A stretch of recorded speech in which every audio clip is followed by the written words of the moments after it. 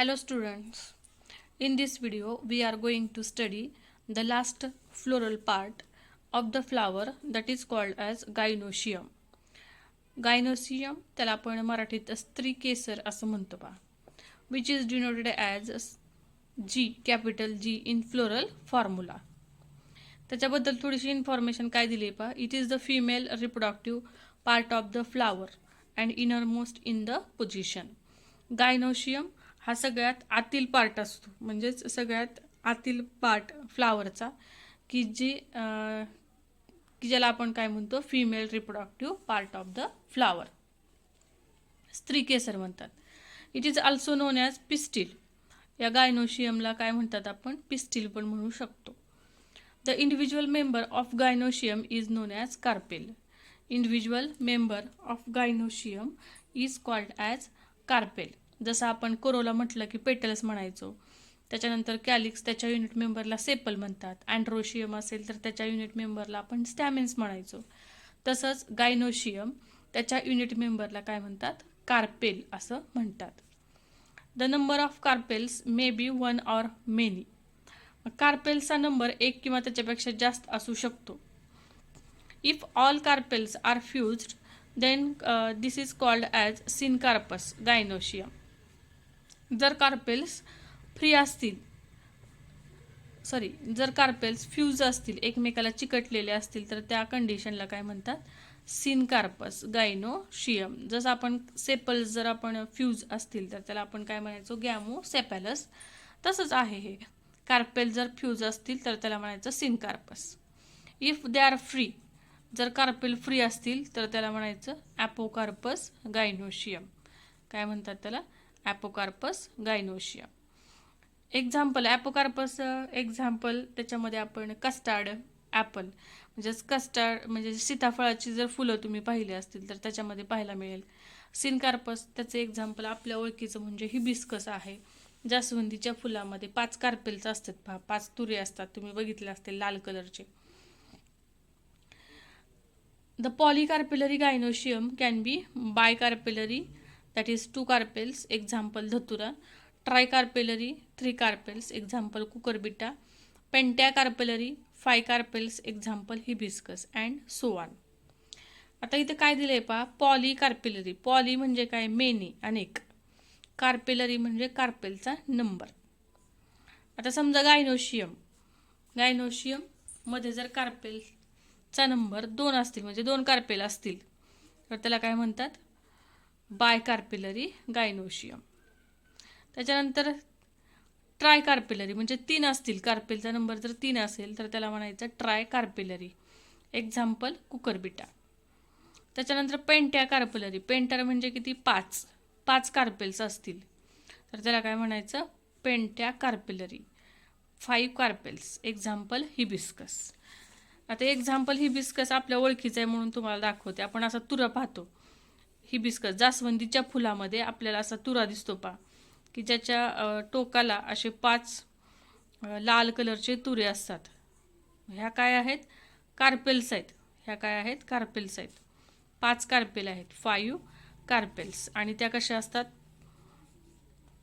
5 आहेत म्हणून काय म्हणायचं, पेंट्या कार्पेलरी. आलं लक्षात, 5 कार्पेल्स आहेत. हे हिबिस्कस जास्वंदीच्या फुलामध्ये आपल्याला पाहायला मिळतं. पुढं काय दिले पहा, a typical carpel consist of 3 parts, that is stigma, style and ovary. आता टिपिकल कार्पेल, आपण जर कार्पेलची डायग्रॅम जर काढली, टिपिकल कार्पेल जर आपण काढलं तर त्याच्यामध्ये आपल्याला कुठले कुठले पार्ट्स दिसतात, हे तुम्ही 10वीला 9वीला कुठंतर पाहिलं असेल. स्त्री केसर आपण म्हणतो त्याला, बरोबर आहे. तर याच्यामध्ये हा वरचा भाग जो असतो त्याला काय म्हणतात, स्टिग्मा. त्याच्यानंतर हा स्टॉकसारखं देठासारखं दिसतंय हे, तर हे काय आहे, स्टाईल. त्याच्यानंतर हा शेवटचा फुगीर भाग दिसतो आपल्याला, त्याला म्हणतात ओव्हरी. आणि आत काय असतात, असे ओव्हिल्स असतात. आत काय असतात, ओव्हरीच्या ओव्हिल्स असतात. तर असं आपण कार्पेल हा एक टिपिकल कार्पेल आहे. लक्षात 3 पार्ट्स असतात, स्टिग्मा, स्टाईल आणि ovary. Basal part is called as ovary. तर इथं काय दिलं आहे पहा, a typical carpel consist of 3 parts, that is style, stigma and ovary. Stigma is terminal of the carpel. Terminal म्हणजे काय, वरती टोकाला असतं. हा स्टिग्मा कसा असतो, वरती असतो टोकाला, म्हणून त्याला टर्मिनल म्हटलेलं आहे. Which receives pollen grains during pollination. Which receives pollen grains during pollination म्हणजे या स्टिग्मावरती पोलन ग्रेन पडतात, परागकण म्हणतो आपण त्याला. असे पोलन ग्रेन पडतात. रिसिव्ह म्हणजे घेणे. हे पोलन ग्रेन्स पोलन ग्रेन्स कोण रिसिव्ह करतं, तर हे स्टिग्मा. ड्युरिंग पॉलिनेशन म्हणजे परागीभवनाच्या वेळेस. It helps in germination of pollen grain. आणि स्टिग्मा चिकट असते पहा. हे स्टिग्मा कशाच इथे दिले त्याने. Stigma shows variation in the structure to suit the pollinating agents. हा स्टिग्मा जो आहे तो वेगवेगळ्या प्रकारचा असतो किंवा वेगवेगळ्या प्रकारामध्ये येतो. म्हणजे स्टिग्मा चिकट असतो. हा स्टिग्मा काय असतो, चिकट असतो आणि वेगवेगळ्या व्हेरिएशन्स दाखवतं. फॉर एक्झाम्पल आपण जर मेज पाहिलं, मेज मका तुम्ही पाहिलेला आहे. मक्यामध्ये जर स्टिग्मा जर तुम्ही पाहिला तर असा फिदरी असतो, बायफर्केटेड असा फिदरी असतो. बायफर्केटेड म्हणजे अशा 2 फांद्या असल्यासारखं वाटतं आपल्याला आणि असा फिदरी असतो, म्हणजे तिथं व्हेरिएशन दाखवतो. हा स्टिग्मा जो आहे तो व्हेरिएशन दाखवतो, फिदरी असतो. हे कशासाठी असं मॉडिफिकेशन झालेलं आहे त्या स्टिग्मामध्ये, तर पॉलिनेटिंग एजंटला सोपं जावं म्हणून. याच्यावरती इझिली पोलन ग्रेन्स पडू शकतात. ह्याच्यावरती पोलन ग्रेन्स इझिली पडतात आणि ते कॅचअप करतं. म्हणजे तिथे तसं दिलेलं आहे पहा. It helps in germination of pollen grains. Stigma shows variation in structure to suit the pollinating agent. Pollinating agents कुठले कुठले आहेत, तर विंड आहे, वॉटर आहे, त्याच्यानंतर इन्सेक्ट, बर्ड्स, बॅट्स, वेगवेगळे पॉलिनेटिंग एजंट्स आहेत आणि त्यांना सोपं पडावं या पद्धतीने ही स्टिग्माची अरेंजमेंट आपल्याला प्लांटमध्ये किंवा फ्लावरमध्ये केलेली दिसून येते. The style is narrow, thread-like structure that connect the ovary to the stigma. काय दिले त्यांनी, स्टाईल इज नॅरो थ्रेड-लाईक म्हणजे हे स्टाईल. जर आपण हिबिस्कस पाहिलं तर तुम्ही जरा ह्यात वरती असं ओव्हील असते, हे तर ओव्हरी असते. हिबिस्कस जास्वंदीच्या फुलामध्ये हे आपल्याला असं पाहायला मिळतं. हे त्याचा स्टाईल आहे. 5 कार्पेल एकत्र येतात आणि असे ट्यूब, बारीकशी ट्यूब तयार होते आणि शेवटी हे कार्पेल्स इथं आपल्याला पाहायला 5 कार्पेल्स एकत्र आलेले दिसतात. इथं ओव्हरी म्हणजे हे स्टाईल कसं असतं, अगदी असं थ्रेड लाईक म्हणूया आपण, धाग्यासारखं स्ट्रक्चर असतं. Which connect the stigma and ovary. हे स्टाईल काय करतं, स्टिग्मा आणि ओव्हरीला कनेक्ट करण्याचं काम करतं. Ovary is the basal swollen fertile part of the carpel.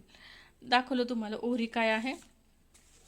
Basel म्हणजे खालच्या बाजूला, basal fertile part of the carpel which produces ovules. आणि त्याच्यामध्ये काय तयार होतात, ओव्हिल्स तयार झालेले आपल्याला पाहायला मिळतात. ओव्हिल्स आर प्रोड्युस्ड इन ओव्हरी. सांगितलं आता तुम्हाला ओव्हिल्स कुठं तयार होतात, तर ओव्हरीमध्ये तयार होतात. On soft fertile tissue called as placenta. On soft tissue called as placenta. जर आपण ओव्हरीचा सेक्शन जर घेतला, आडवा छेद जर घेतला किंवा इथं जर दाखवायचं म्हटलं तर हे ओव्हिल्स असे मध्यावरती प्लासेंटा असतो, फर्टाईल टिश्यू, आणि त्याला इथं असे ओव्हिल्स अटॅच झालेले असतात. हे आपण ओव्हरीचा टीएस घेतला आहे.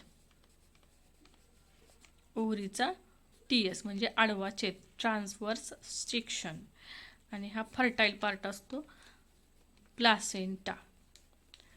अशा पद्धतीनं हे ओव्हिल्स प्लासेंटाला अटॅच असतात ओव्हरीमध्ये.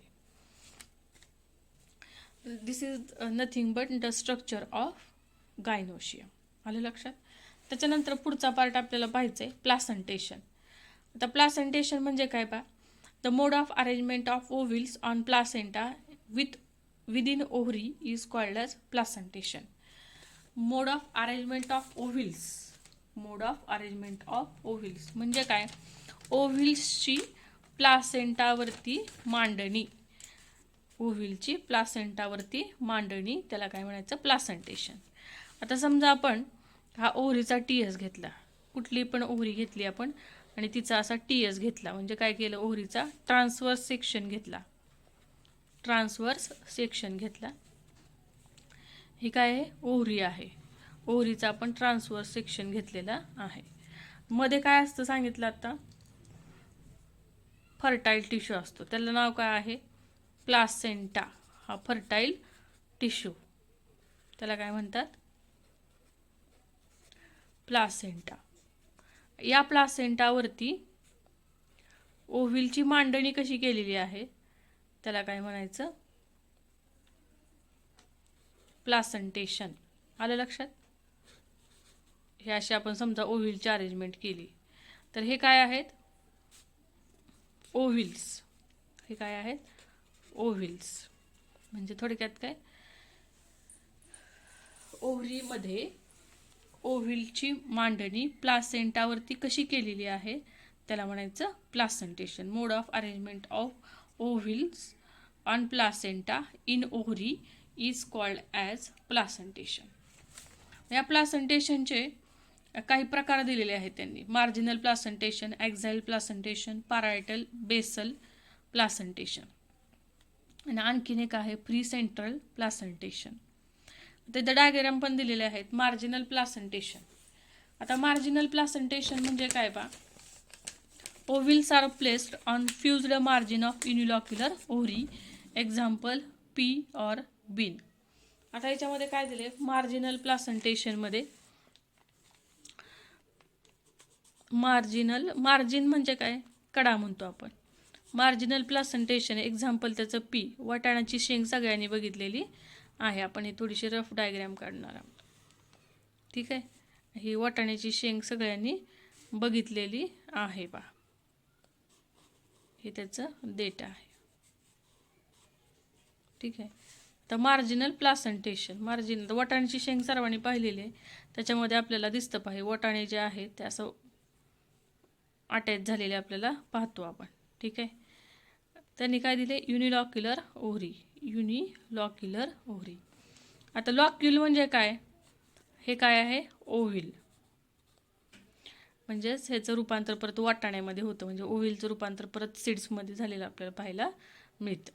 आता हे सगळं एकत्र दिसतंय, हे सगळं जे लॉक्युल आहे, हे इथून इथंपर्यंत हे सगळी मोकळी जागा जी आहे त्याला काय म्हणायचं, लॉक्युल. चेंबर म्हणायचं. लॉक्युल. लॉक्युल म्हणजे चेंबर.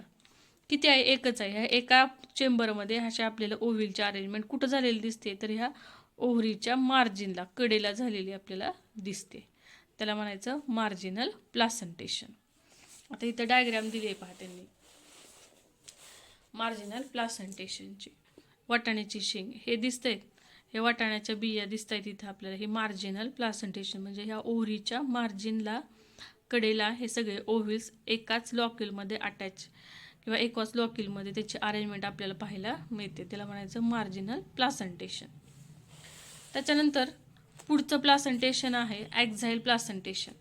एक्झाईल प्लासेंटेशन म्हणजे काय पहा, ovules are placed on central axis of multilocular ovary, example China rose, cotton. आता याच्यामध्ये काय असतं, एक्झाईल प्लासेंटेशन. एक्झाईल प्लासेंटेशन म्हणजे काय, ovules are placed on central axis of multilocular ovary. आता मल्टीलॉक्युलर म्हणजे, आता फॉर एक्झाम्पल आपण हिबिस्कस घेतलं. फॉर एक्झाम्पल आपण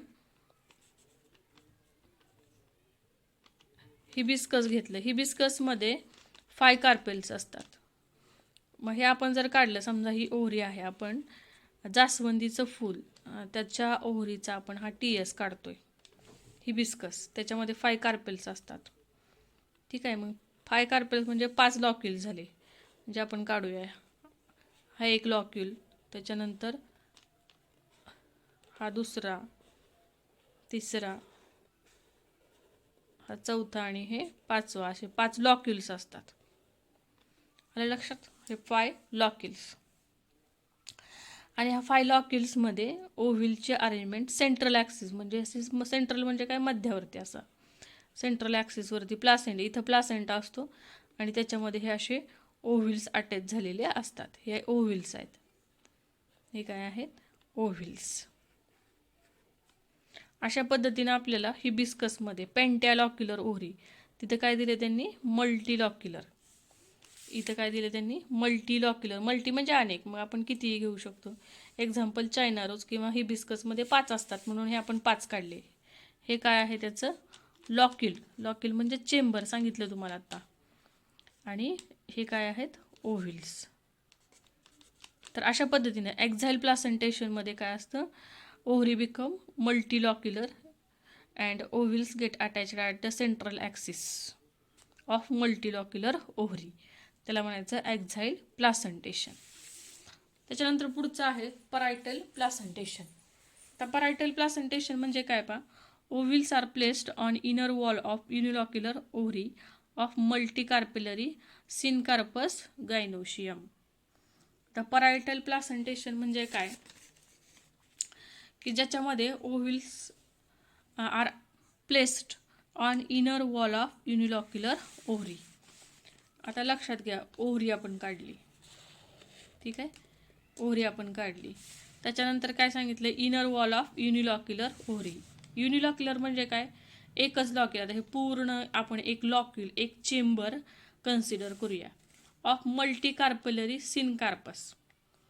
मल्टीकार्पिलरी सिनकार्प, मल्टीकार्पिलरी म्हणजे काय, मल्टी म्हणजे अनेक, कार्पेल्स म्हणजे अनेक कार्पेल्स, सिनकार्पस म्हणजे काय, कार्पेल्स या कंडिशनमध्ये कशा असतात, फ्यूज असतात. ह्याच्यामध्ये काय असतात, फ्यूज असतात. पण हे ओव्हिल्स कुठं अटॅच असतात. आता ही काय काढलं आपण, ओव्हरी वॉल. हे काय आहे, ओव्हरी वॉल. कंडिशन काय, लॉक्युल एकच आहे, लॉक्युल एकच आहे. Ovules are attach to the inner wall of unilocular ovary. Unilocular ओव्हरीच्या इनर वॉलला, म्हणजे समजा जर आपण हे इनर वॉल काढली आपण ओव्हरीची, लॉक्युल किती आहे, एकच आहे. हे काय आहे, हे एकच लॉक्युल आहे. आणि ओव्हरीच्या आतील इनर वॉलपासून असे ओव्हिल्स आपल्याला पाहायला मिळतात. हे असे ओव्हिल्स पाहायला मिळतात, ठीक आहे. लॉक्युल किती आहेत ह्या ओव्हरीमध्ये, लॉक्युल किती आहेत, एकच आहे, युनिलॉक्युलर ओव्हरी. आणि ओव्हिल्स कुठे अटॅच असतात, हे काय आहेत, ओव्हिल, हे काय आहेत, ओव्हिल्स आहेत. Multicarpellary syncarpous gynoecium, unilocular ovary of multicarpellary syncarpous gynoecium. Example papaya, cucumber. Papaya, cucumber. आता सगळ्यात महत्त्वाचं म्हणजे पपया, तुम्ही सगळ्यांनी पाहिले पपया. आपण पपई कापल्यानंतर, आपण पपई कापतो, पपई कापल्यानंतर आपल्याला पपईच्या इथं काय दिसतं, सगळा गर असतो. आत कापल्यानंतर हा काय दिसतो, पपईचा गर असतो. आणि पपईच्या गराला काय असतात, ह्या पपईच्या बिया चिकटलेल्या असतात, पाशा आत खूप असतात बिया. म्हणजे ही ओव्हरीची इनर वॉल आहे, ओव्हरीची इनर वॉल. लॉक्युल किती आहेत, एकच आहे. का असं विभागलेलं आहे, जसं इथं विभागलेलं आहे से आपल्याला दिसत, हे 5 लॉक्युल्स आहेत. तसं इथं असतं का, नाही, लॉक्युल एकच आहे. परंतु ओव्हिल्स काय आहेत, अनेक आहेत. आणि ते कुठं चिकटलेले असतात, तर ओव्हरीच्या इनर वॉलला, म्हणजे आतल्या बाजूला चिकटलेले असतात. आणि लॉक्युल काय असतं, एकच असतं.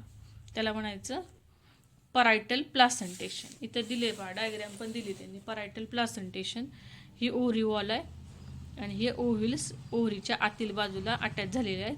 आणि हे चेंबर किती आहे, तिथं एकच आहे, म्हणजे युनिलॉक्युलर आहे, ठीक आहे. इथं सेपरेट आपल्याला 3 दिसत आहेत, 1 2 3 एक्झाईल प्लासेंटेशनमध्ये. परंतु परायटल प्लासेंटेशनमध्ये हा हिरवा भाग एकच दिसतो आणि त्याच्यामध्ये हे ओव्हिल्स अटॅच झालेले आपल्याला इनर वॉलला दिसत आहेत. असं जर असेल तर त्याला म्हणायचं परायटल प्लासेंटेशन.